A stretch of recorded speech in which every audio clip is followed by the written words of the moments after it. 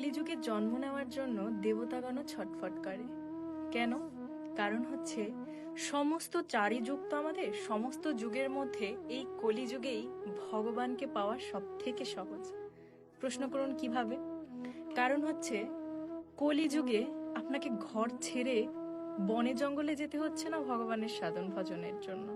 কোনো গুহায় গিয়ে আপনাকে ভজনা করতে হচ্ছে না, না আপনাকে প্রচুর অর্থ ঢেলে যজ্ঞ করতে হচ্ছে।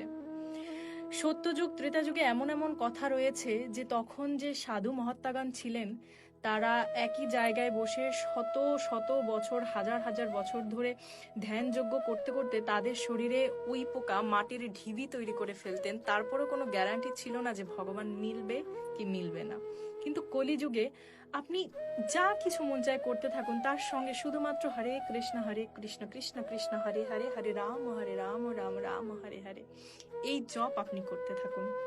আপনার জীবনে যদি এই জপটা শুধু চলতে থাকে তাহলে অবশ্যই ভগবান মিলবে। যদি আপনি সৎ পথে থাকেন, সৎ কর্ম করেন এবং এই জপ করতে থাকেন, তখন ভগবান অবশ্যই মিলবে এবং এটা গ্যারান্টি। তাহলে কতটা সহজ বলুন তো? তাই দেবতাগণও বলে যে কলিযুগে ভগবানকে পাওয়া সব থেকে সোজা। তারাও এই যুগে জন্মগ্রহণ করতে চায়, আর এই যুগে জন্মগ্রহণ করে আপনি সেই সুযোগটা অবশ্যই হাতছাড়া করবেন না।